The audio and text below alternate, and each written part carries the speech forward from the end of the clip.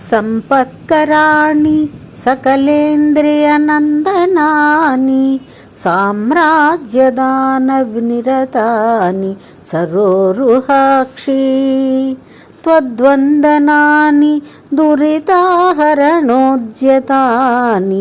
మామేవ మాతః అనిశం కలయంతు మాన్యే. ఇది కనకధారా స్తవంలోని 16వ శ్లోకం. క్రితం శ్లోకం వరకు కూడా అమ్మని పరిపరి విధాలుగా స్తుతింపచేసిన శంకర్లు ఈ శ్లోకంలో అమ్మని ఎదురుగా ఉంచుకుని, అమ్మా, ఇక నిన్ను ఏ విధంగా స్తుతించగలను? నన్ను నువ్వు అనిశం కలయంతు మాన్యే అంటే ఎల్లవేళలా కనిపెట్టుకుని ఉండు తల్లి అని కోరుతూ, నీ కడగంటి చూపులు ఉన్నాయే, అవి నా మీద కురిపిస్తే చాలమ్మా, సకల సంపదలు వృద్ధి చెంది ఎంత గొప్ప స్థితికి వెడతానంటే సామాన్యుడనైన నాకు సామ్రాజ్యాధికారం లభించినా ఆశ్చర్యపోవక్కర్లేదు. ఆ చూపు మహిమ అంత గొప్పది. ఆ చూపు కోసమే ఇంద్రాది దేవతలు నీ ముందు చేతులు కట్టుకొని నిలబడేది. ఆ కరుణావృష్టితో సకల సంపదలు వశమవుతాయి. నీకు చేసే ఒక్క నమస్కారానికే ఇంత కరుణ నువ్వు చూపితే వేల కొలది నమస్కారములు చేసే ఇక నాకు ఏమి లోపమమ్మా?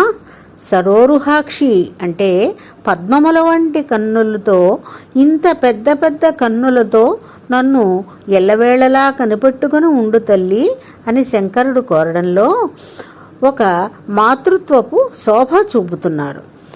ఒక తల్లికి ఎదురుగా 2-3 పిల్లలు నిలబడి మొదటిగా నన్నే ఎత్తుకో అని మారాన్ చేసినట్లుగా ఈ శ్లోకంలో మామేవ అనిశం కలయంతు మాన్యే అని ఒక పిల్లవాడు తల్లి దగ్గర గారాలు పోతున్నట్లు స్తుతిస్తూ ఉంటే ఆ తల్లి హృదయం కరగకుండా ఉంటుందా?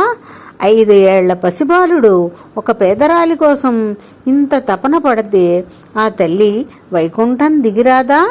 కరుణావృష్టితో బంగారు ఉసురికలను కురిపించదా? శంకర్ల వంటి నిష్కామమూర్తిని మనకు అందించిన ఆయన తల్లి ఎంత అదృష్టవంతురాలు. ఇన్ని సంవత్సరాలుగా ఈ కనకధారాస్తవం ఇంత ప్రాచుర్యం పొందింది అంటే అంతా శంకర్ల చలవే. ఇక మనం ఈ స్తుతి కూడా చూద్దాం. శ్రీమన్ నిగమాంత మహాదేశికులు అని తమిళ కవి 2వ కనకధారగా పేరు పొందిన శ్రీ స్తుతి అనే స్తవంలో అమ్మను కొలిచిన ఈ విధానం కూడా చూద్దాం.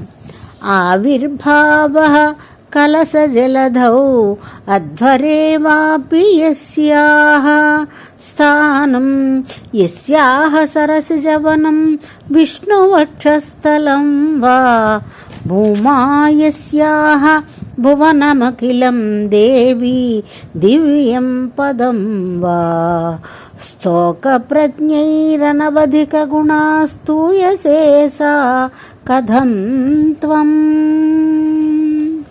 అమ్మా, నువ్వు పాలకడిలో జన్మించావు అనుకోనా? యజ్ఞకుండంలో మాతగా ఆవిర్భవించావు అనుకోనా? లేదా పద్మవనంలో పుట్టావు అనుకోనా? విష్ణువక్షస్థలంలో ఉన్నావు అనుకోనా? ఈ భువనమంతటినీ ఆక్రమించిన నీ దివ్య రూపాన్ని, ఆ పాదాలని ఎంతోమంది కవులు నీ అనవధిక గుణాలను కీర్తించేశారు. నిన్నింక నేను ఏ విధంగా స్తుతించగలనమ్మా? నా మనస్సు అనే ఒక్క పుష్పాన్ని నీకు పాదాల ముందర సమర్పిస్తానమ్మా అంటున్నారు మహాకవి.